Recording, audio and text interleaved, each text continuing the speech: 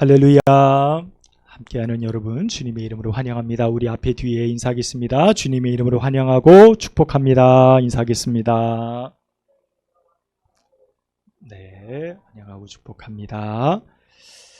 네, 이 말씀 한 29분 30분 됩니다. 졸지 마시고 말씀 잘 들으시기를 바랍니다. 가을이 됐습니다. 가을이 되니 우리 아이들 체육대회 소식이 막 들려오더라고요. 저희 집이 뭐 바로 앞에 학교가 있으니 마이크 대고 막 체육대회 하는 소리가 막 울려 퍼집니다. 저희 아이들도 가을 운동회를 이렇게 한 것 같습니다. 뭐 여러 가지 많은 종목들을 해서 재미있게 이렇게 시간들을 보낸 것 같은데, 아들 녀석 보니까 계주 선수라고 몇 주 전부터 열심히 연습을 했어요. 근데 어느 날 계주 연습하는데 하루에 무려 3번을 계주를 뛰었다는 거예요. 집에 왔는데 막 온몸이 아프고 알이 배겨서 안 될 것 같다고, 한 5시쯤 퇴근을 했나 집에 오자마자 누워가지고 저녁도 안 먹고 한 밤 9시 10시까지 자는 거예요. 그래서 제가 이렇게 자는 모습을 보면서, 야, 먹는 거 참 좋아하는 녀석인데 먹지도 않고 저렇게 자는 거 보니까, 야, 열심히 하긴 했나 보다, 이런 생각이 드는 거예요. 그래서 저렇게 열심히 최선을 다해서 뭔가를 한다는 게 쉽지 않은데, 내가 이제 맡은 게 있으니까 또 시키는 대로 또 열심히 뛰고 전력 질주하고, 그걸 3번이나 뛰었으니 얼마나 힘들었겠어요. 자는 모습 보니까 그런 생각이 들더라고요. 열심히 산다는 거, 최선을 다해 산다는 거, 우리가 인생을 그렇게 살았다고 한다면 내 인생에 많은 변화가 있었을 텐데, 우리에게 맡겨진 인생을, 신앙도 포함이죠, 우리가 그렇게 최선을 다해 살기보다는 때로는 좀 게으르고 때로는 요령도 좀 부리고, 그렇게 하면 내가 내 인생을 그렇게 살아오지 않았나라는 생각을 해보게 되더라고요. 우리 일상에 있어서 최선이라는 단어를 우리는 굉장히 많이 사용합니다. 그렇죠? 최선을 다해야 돼, 열심을 다해야 돼, 그런 말들 정말 많이 합니다. 사전적 단어를 보면 어떤 좋고 훌륭한 일에 온 힘을 다하는 것이 최선이다라는 정의입니다. 우리는 삶의 현장에서 최선이라는 단어를 정말 많이 사용하지만 그렇게 많이 실천하지는 않는 것 같습니다. 누구에게 최선을 다해야 돼 라고 요구하기는 하지만, 내 자신에게 너 최선을 다해 살아야 돼 라고 스스로에게 그만큼 요구하며 실천하며 살아가는 것 같지는 않는 것 같아요. 우리의 삶이 얼마나 연수가 길까, 그런 생각 해봅니다. 어제도 저희 집사람 가까운, 어렸을 때 같이 신앙생활했던 교회 오빠죠. 몇 살 차이 안 나는 오빠가 암으로 소천했어요. 48입니다. 굉장히 젊은 나이인데 고생을 하다가 소천해서, 어제 가가지고 권사님들 다 아니까 저도 그 교회에서 전도생활을 해서 만나고 함께 부둥켜 안고 좀 한참 울고, 그렇게 이제 시간을 이렇게 보내고 왔거든요. 장례식장에 갔다 오면 늘 느끼는 것은 그렇습니다. 우리의 삶이 젊은 사람은 길 것 같고, 그래도 좀 황혼에 이렇게 든 나이가 좀 있으신 분들은 이제 곧이라고 생각할지 모르지만 그렇지가 않아요.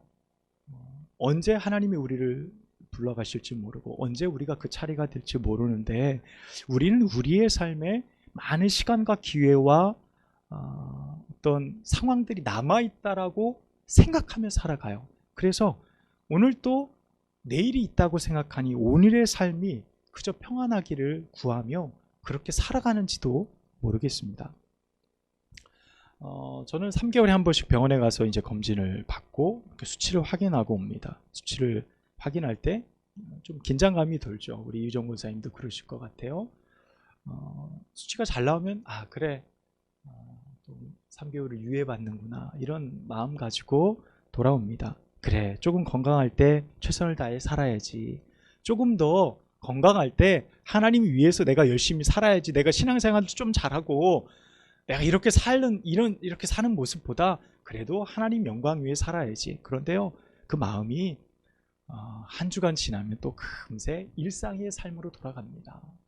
또 그렇게 살아가는 것처럼 또 살아가게 돼요. 그래서 우리는 꼭 작심삼일 뭐 이런 말처럼 우리의 삶이 다시 쳇바퀴처럼 원래의 자리로 되돌아오는 그런 일들을 반복하게 됩니다.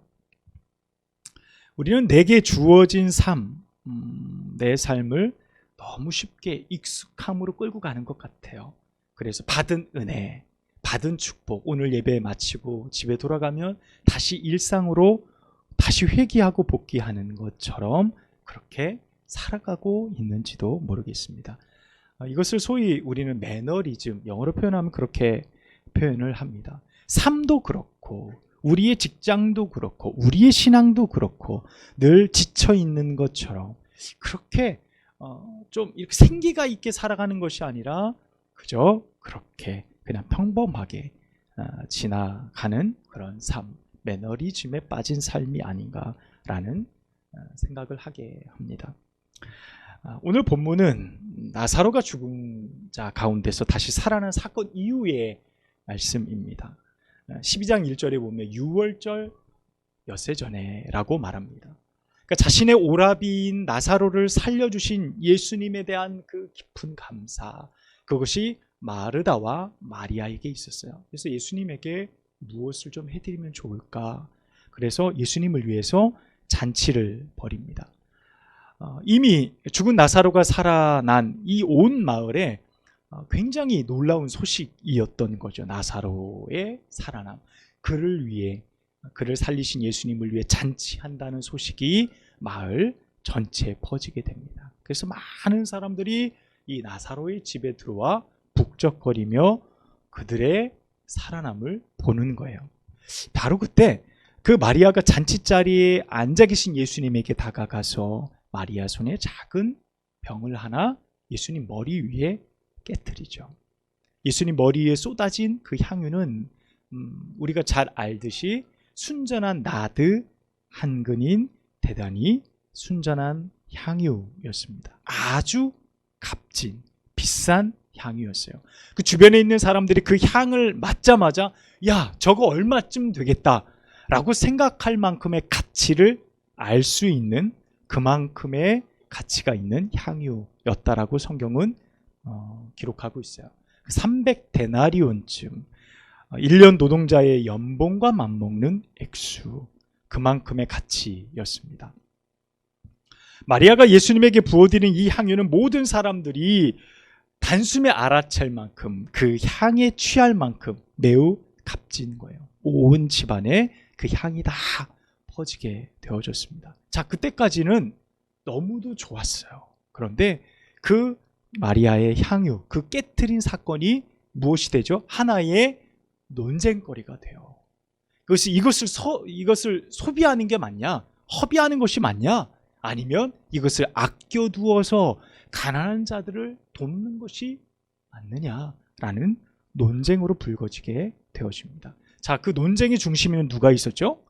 예수님의 제자들이 있었어요. 오늘 본문에 보면 가룟 유다가 그 중심에 섰지만 사실 다른 평행 본문에 보면요, 다른 제자들도 함께 동조했음을 알 수 있습니다.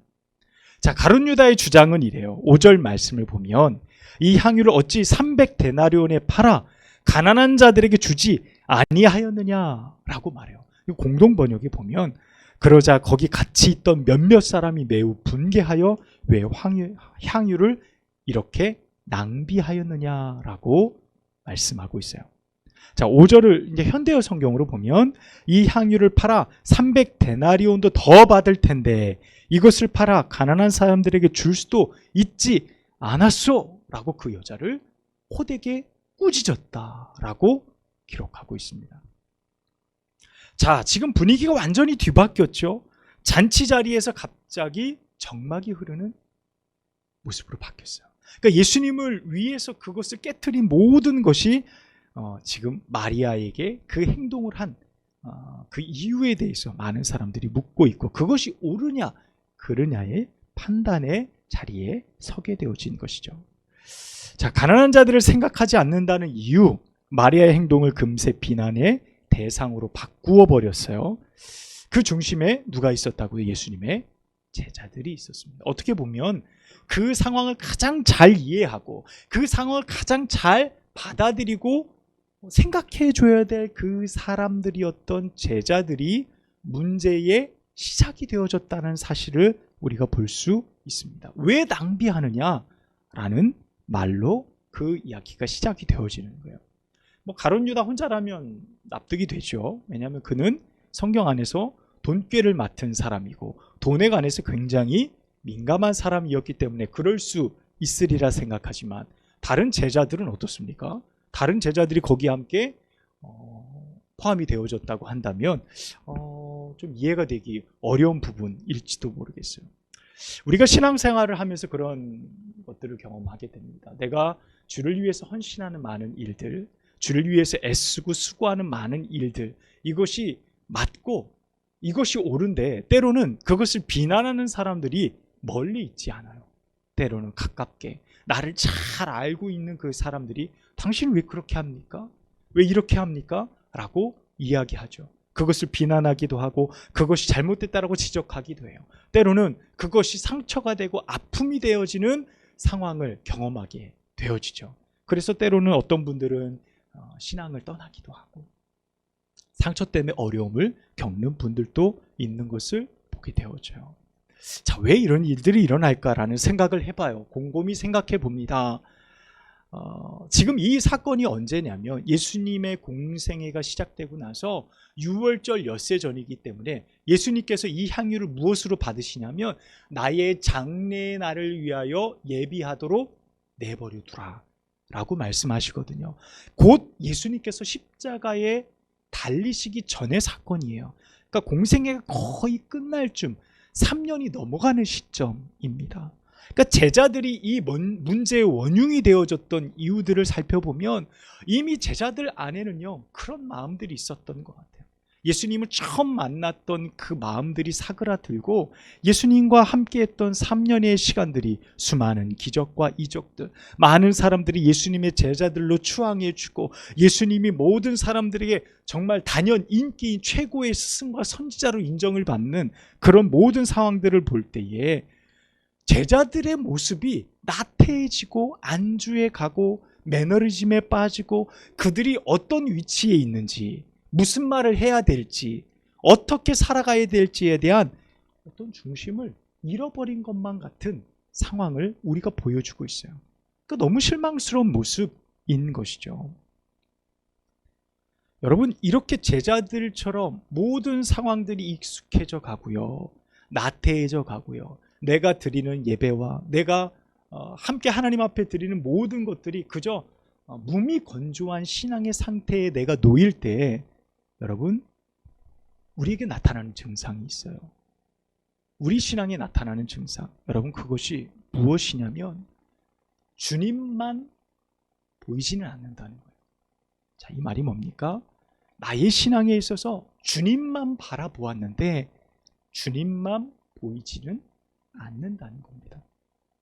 자, 우리가 기억해야 될 것, 오늘 잔치의 주인공이 누구시죠? 예수 그리스도입니다. 예수님을 위해서 잔치할세, 성경은 그렇게 2절에 기록하고 있어요. 예수님이 주인공이 되시는데 거기에 있는 수많은 사람들이 무슨 소문 듣고 왔죠? 나사로가 다시 살아났다는 소문 듣고 왔어요. 예수님이 그 자리에 계실 때 예수님이 그를 살리셨대요. 많은 사람들이 그 상황을 보고 왔습니다. 그러고 나서 그 잔치자리에 와서 하는 말이, 예수님도 보고 누구도 보는 거예요? 나사로도 함께 보는 거죠.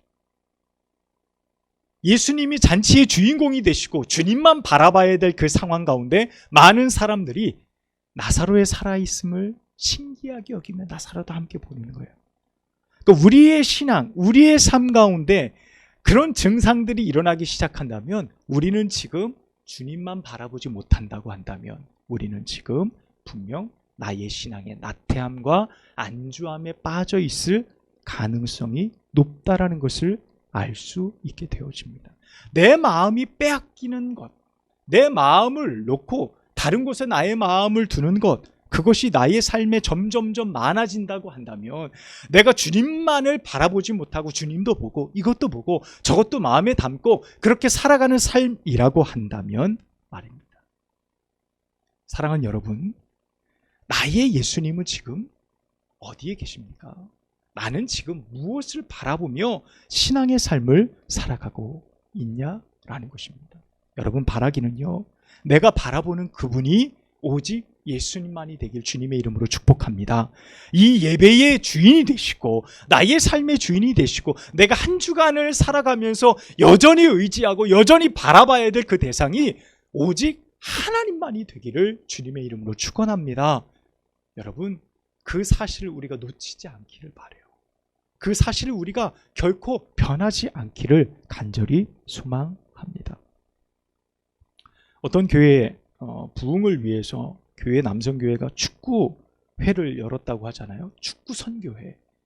근데 너무 좋아요. 많은 사람들이 이렇게 왔어요. 직장 다니는 사람도 전도하고 다 전도해서 교회에 오긴 오는데 문제는 뭐냐면 너무 이곳에 빠지는 거예요.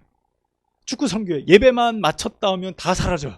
남성교회 어디가 봤더니 다 운동장에 가 있는 거예요. 축구하느라고. 어떤 교회는 등산하는 선교회 만들었더니 툭하면 그냥 등산 가는 거예요. 주일날도 예배 마치고 가고 뭐하고 가고, 목적은 좋지만 이 주객이 전도되어지는 그런 상황들을 굉장히 많이 본다라는 이야기를 듣게 되어져요. 그런 모습을 볼 때 어떻습니까? 본질이 바뀌어진, 우리가 정말 바라봐야 될 본질을 놓치고 있는 모습을 보게 되어지는 거예요. 여러분, 9절 말씀 함께 읽어보도록 할게요. 유대인의 큰 무리가 예수께서 여기 계신 줄 알고 오니 이는 예수만 보기 위함이 아니요 죽은 자 가운데 살리신 나사로도 보려 함이라. 아멘. 여러분, 나사로 집에 모인 사람들도 다르지 않았죠? 잔치자리에 온 이유가 예수님도 보고 나사로도 보려 함이에요. 여러분, 궁금하겠죠? 진짜 살았나? 정말 죽었던 거야? 라는 마음이에요. 오늘 이 잔치자리의 주인공이 바로 예수님이란 사실 앞에 우리는 이 사실을 고정하고 그 어느 것도 여기에 첨가해서는 안 돼요. 그 어느 것도 가져와서는 안 될 겁니다. 여러분, 마리아가 향유를 깨트린 것이 비난이 아니라 칭찬받아야 될 이유가 무엇입니까? 그 큰 금액을 깨트렸기 때문일까요? 향유, 아무나 드릴 수 없는 그것을 예수님 앞에 드렸기 때문일까요? 그것도 모두 귀한 헌신이죠. 하지만 오늘 본문을 통해서 우리가 예수님의 메시지도 기억하고 알아야 될 것은 무엇이냐면, 흩어져 있는 수많은 사람들의 관심사, 수많은 사람들이 이것도 보고 저것도 보고 그들의 마음 가운데 담고 있는 모든 상황 중에 마리아가 예수님 앞에 향유를 깨트리며 예수님의 머리부터 발끝까지 그 향유가 다 쏟아져 내릴 때 모든 사람의 관심사가 예수님께 집중되어지는 거예요. 아, 저분이 주인공이시구나. 저분이 우리 인생의 가장 소중한 것을 깨트려서 대접하고 받들어 올려드리고 영광을 올려드려야 될 우리의 삶의 대상이구나 라는 사실을 깨닫게 하는 거예요. 우리 인생에 있어서 주인공이 바로 저분이시구나, 저 예수님이시구나 라는 사실을 이 마리아를 통해 선언하게 하시는 것. 오늘 예수님의 말씀처럼 복음이 전해지는 모든 곳에 누구도 전해진다고요? 마리아의 헌신도 함께 전해질 것이다 라고 주님이 말씀하시는 겁니다. 이 자리 가운데 우리가 함께 나눈 이 말씀도 바로 그 일을 우리가 기억하고 있는 거예요. 여러분, 때로 우리가 주를 위해 힘썼고 최선을 다했지만 나를 비난하는 일들이 일어날 수 있어요. 나를 이렇게 평가하고 저렇게도 평가하고, 꼭 마리아처럼 말입니다. 그럼에도 그 최선의 행동은 결국 예수님을 드러내고 주님만 우리의 주인이시다, 주님만 우리의 삶의 목적이시다는 사실을 드러내는 것, 그것이 우리의 삶의 가장 소중한 일이라는 사실을 깨닫게 합니다. 때로는 우리의 삶의 헌신이 두려움일 수도 있어요. 어떤 이들에게는 삶의 무게만큼 힘든 일일지도 몰라요. 교회에서 헌신? 부담스러운 일이야. 걱정이 앞설 수도 있는 거예요. 하지만 여러분, 기억해야 됩니다. 오늘 주를 위해 이름 없이 각자의 자리에서 헌신하는 모든 손길들, 여러분의 그 헌신이 결코 잊혀진 헌신이 아니라는 것, 반드시 기억될 것이라는 사실을 여러분 믿으시기를 축복합니다. 오늘 이 예배를 위해서 일찍 오셔서 함께 많은 손길들로 헌신하신 분들, 주중에 기도로 함께 도우시며 이 예배를 준비해 오신 모든 분들의 헌신과 열심히 우리 하나님께서 기억하시고 우리 하나님께서 갚아 주신다는 것입니다. 바로 우리의 헌신, 우리의 열심, 이 모든 것이 우리 하나님만을 드러내고 우리 하나님이 우리의 삶을 기억해 주시는 가장 복된 헌신이 되어질 줄로 믿습니다. 오늘 마리아의 말씀, 마리아의 헌신과 그가 쏟은 향유의 말씀들을 통해 우리의 삶에 하나님 앞에 드려야 될 헌신이 무엇인지를 다시 한번 점검하는 복된 시간 되기를 주님의 이름으로 축복합니다. 기도하겠습니다. 하나님 아버지, 오늘 우리가 짧게 함께 나눈 이 말씀을 통해 오늘 우리에게 주시는 하나님의 말씀이 무엇인지를 알게 하여 주시니 감사합니다.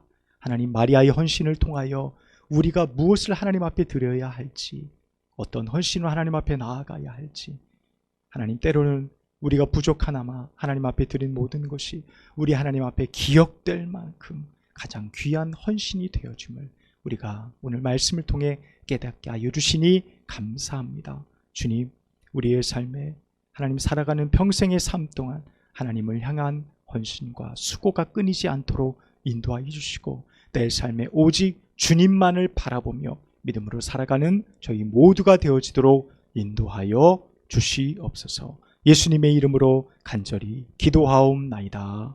아멘.